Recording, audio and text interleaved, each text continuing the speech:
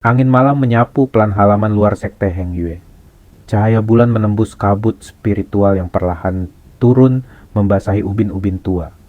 Di pojok halaman itu, di bawah bayang-bayang pohon tinggi yang menjulang, seorang pemuda kurus duduk diam. Ia tak bergerak sedikit pun, bahkan napasnya nyaris tak terdengar. Itulah Wang Lin. Tubuhnya lelah, tangannya gemetar. Tapi matanya, sepasang mata itu, menyala dengan tekad yang tak bisa dibunuh oleh hinaan, waktu, ataupun kemiskinan. Beberapa hari telah berlalu sejak ia lulus ujian masuk sekte Heng Yue. Wang Lin, berkat campur tangan tetua misterius bermarga Sun, diterima sebagai murid luar. Status itu tidak istimewa. Ia tidak mendapatkan pelatihan utama, tidak punya guru, bahkan untuk mendapatkan pil dasar pun, ia harus antri dan seringkali tidak kebagian. Namun, di balik semua keterbatasan itu, takdir perlahan bergerak. Pada malam kedua sejak ia bergabung, Wang Lin duduk di dalam gua kecil sederhana yang dijadikan tempat tinggalnya. Di tangannya, ia memegang gulungan bambu kuno. Isinya adalah teknik dasar kultivasi Qi Condensation. Teknik itu sederhana. Untuk mereka yang memiliki akar spiritual, teknik ini adalah langkah awal. Tapi Wang Lin tidak memiliki akar spiritual. Ia tahu bahwa bagi dirinya, teknik itu hampir tak berguna. Namun, malam itu berbeda. Saat ia mencoba menyerap energi spiritual sesuai petunjuk dalam gulungan, sesuatu terjadi. Dunia di sekitarnya mendadak berubah. Ia tidak lagi berada di dalam gua. Ia berdiri di tempat asing. Langit kelabu, tanah kosong sejauh mata memandang, dan udara membeku. Sebuah suara menggema, seolah berasal dari langit itu sendiri. Selamat datang di ilusi langit Heng Yue. Tanpa sadar, Wang Lin telah mengaktifkan formasi ilusi kuno yang tertanam dalam simbol rahasia di gulungan itu. Formasi itu seharusnya hanya bisa digunakan oleh murid dalam yang telah menguasai dasar kultivasi. Namun, tekanan spiritual unik dalam tubuh Wang Lin entah bagaimana membukanya.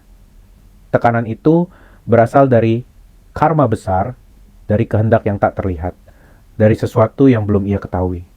Di dunia ilusi itu, ia diuji. Ia melihat bayangan pengkhianatan. Sahabatnya mengkhianatinya. Ia melihat orang tuanya mati di tangannya sendiri. Ia melihat dirinya dikurung dalam kegelapan seumur hidup. Setiap adegan begitu nyata, menyiksa hati dan jiwa. Tubuhnya remuk, jiwanya hampir hancur. Namun, Wang Lin tidak menyerah. Ia tidak tahu bagaimana cara keluar. Ia tidak tahu apa yang sedang terjadi.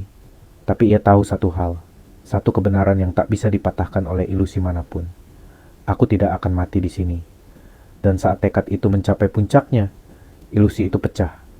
Dunia mulai retak, dan dari tubuh Wang Lin keluar kilatan cahaya perak samar. Cahaya itu bukan akar spiritual alami, melainkan sebuah akar spiritual yang terbentuk dari tekadnya sendiri. Akar spiritual buatan, lahir dari penderitaan, kesabaran, dan penolakan untuk menyerah. Di saat yang sama, jauh di puncak gunung sekte Heng Yue, tetua bermarga Sun yang telah lama bermeditasi membuka matanya.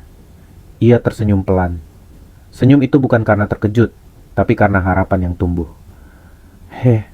Anak ini menarik. Dengan gerakan halus, tetua itu mengangkat tangannya dan menunjuk ke langit. Sebuah aliran energi spiritual turun, mengalir jauh, menembus gua tempat Wang Lin berada, menyatu dengan tubuhnya yang terluka. Dalam sekejap, Wang Lin terbangun. Udara terasa berbeda.